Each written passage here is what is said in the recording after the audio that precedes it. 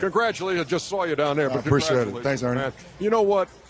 I talked to you guys, you and Steph, the day that you were picking your teams. Remember when you stonewalled me and wouldn't tell me who you picked? But you had both said maybe this will change a little bit the dynamic of the All-Star game. It certainly did tonight. It certainly did that. And I think the greatest thing about our sport is that we listen to our fans, our family, and our friends. And when something is not to their liking, we figure out a way to accommodate that. So our fans, our family, and our friends the last couple of years was like, the All-Star game, what's going on with y'all? It's not what we expect it to be. So, you know, Adam Silver being the great commissioner he is, we all sat down, got around the round table, and figured out a way we can make it more competitive. And then it was up to us guys to go out and do that. And we did that tonight, as y'all saw. LeBron, I've been knowing you since you're 18 years old, seeing you play in high school. I know what type of guy you are. You're a very respectful guy. You're the type of guy that says, it's not my city. I'm going to let the guys from L.A. get off first. At what point, when you see nobody was getting off, did you decide to say, you know what, it's my league, let me go out and get the MVP? Listen, the game was flowing. You know, I got my jump shot going, and you guys know, you guys cover the games every night. Once I get my jump shot going, everything else kind of opens it up. And, you know, I got on the break, and I just felt good. And, you know, in the closing minutes, we was down 13 at one point. I think we was down 133 to 120. But we just made a run, and I was like, okay, let's try to make an imprint on the game. And I was able to make it. I was able to do that. First of all, there's nobody from L.A. in the game, fool. No, Westbrook is from L.A. and DeRozan. Like a Westbrook. With your dumb ass. I knew that. Hey, so went to Auburn. You know, me and Kenny are getting ready for March Madness. We haven't really watched a lot of NBA games, but I've watched y'all last two. But you just watched a lot of NBA games. Not really. I'm watching college right now, more than NBA. Yeah, getting ready. Yes, but I watched y'all last two games since the trade deadline. Yeah. How has first of all, your energy levels been incredible, but from a mental standpoint, what has been the difference since the trade deadline? I think we brought in 4 high-spirited guys, and there's no knock on the guys that was traded, you know, before the deadline. They were great for us, you know, at times. But you know, when you bring in 3 25-year-olds, and then you bring in a George Hill who's been in huge games and been sitting on the bench in Sacramento, he was like ready for an opportunity. Okay. You know, so you know, you bring in Jordan Clarkson and Larry Nance, and you bring in Rodney Hood, 3 25-year-olds, athletic, high-spirited. Love the big lights, but has never gotten the opportunity to have that. And they coming to us knowing that they're going to play some big games. The game's going to mean something. And I think it just changed everything. Okay, so when they walk into the locker room, those guys, what's your conversation with them player to player? Well, when all of them walked into the locker room in Atlanta, we played in Atlanta before we traveled to Boston. They all walked into the locker room. Obviously, you dap them up, welcome to the team. And I told all 4 of them, whatever y'all need to help y'all fast-track this process, no matter what time of the day is, no matter what's going on, just ask me. I'll sit down and watch film with y'all. I'll go over sets. I'll do anything y'all need me to do to help fast-track y'all, because we got less than 30 games, and I know that y'all can make a difference on this team. But let's try to fast-track it. Not shortcut the process, because you can never do that, but let's fast-track this as much as possible. You've got the 3rd best record in the Eastern Conference at the All-Star break. Are you still the favorite to win the Eastern Conference? I mean, the way we're playing right, the last 2 games was very good.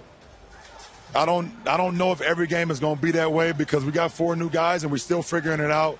But I take my chances. You get me into the playoffs, 1 seed, 8th seed, I'll take my chance. I got a chance to go to the finals, and that's just my confidence. And I feel like the group of guys that we got now, you know, they feel the same way. Speaking of the finals, I do like fast track, and I see you guys do coming out the East. If you do make the finals, who do you want that matchup to be and why? Listen, man, the way our season has went, Shaq, if we get back to the finals, I don't care who we go against, man. And I think we can do it. But the way our season has gone so far, man, I don't care. It could be any of the top eight seeds. I'll take Golden State. I'll take, Houston, take San Antonio, Minnesota, and the rest goes on. So it's whatever. Okay, so we noticed something about you and Ernie have something in common. As y'all start losing a little up top, y'all start growing these beards out. Yeah, I know, right? Yeah, what the hell is that about? Is that a conscious? I'm glad you find this amusing. Is that a conscious effort? What's going on? Why they going at us? Ernie? Wherever it'll grow. Wherever it'll grow. See, we got to take y'all away from here and got to focus on something. That's exactly. Well, wait till you get one of these bad boys up here. That really hurts. I will say this, hair or no hair, beard or no beard. The one thing that you kind of implemented in terms of in Cleveland is an atmosphere of inclusion. Yeah. Who is the guy that you're going to lean on the most out of these new guys? The new Kyrie, the new Isaiah Thomas. Yeah. Who's that guy that's going to take that role? Nah, we're not trying to replace Kyrie and place Isaiah. We got 4 guys that can do multiple things. I mean, obviously we know the hell of a season IT had last year, and he had a setback with the hip. We all saw that, but he's getting his way back to himself, and we know how special Kyrie is and what he was able to do with us the first 3 years. But the 4 guys that we got going to do a little bit of everything, pass, rebound, score, defend, bring that energy, dive on the floor. So we don't want them to replace Kyrie and replace IT. We want them to be themselves. We love to have fun. We admire you and respect it. We got to ask you one serious question. Absolutely. With all the stuff going on with Laura Ingraham and you responding, is there anything you want to say? I mean, first of all, I will not shut up and dribble. I owe it to my peers. I owe it to my fans. I owe it to the youth. And I owe it to y'all and everybody that has laid the path for me to get to this point. I was down courtside. We had a timeout, and all our guys walked to the bench, and I glanced over, and I seen Dr. J, I seen Kareem, I seen Bill Russell, and I seen Jerry West. And I just thanked them. I thanked them. And the Big O is not here, and I thank him too.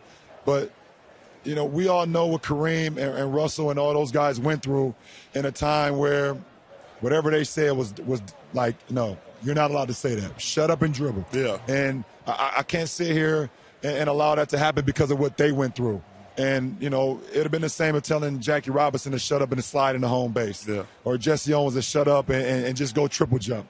I can't do that because there's so many people that's looking up to me, and there's so many that's going to come after me. So, I got to continue the path. Keep doing your thing, man. Thanks, Charles. Appreciate Well done tonight, LeBron. I'll tell Mama I said hello. Always. Third time the All-Star Game MVP.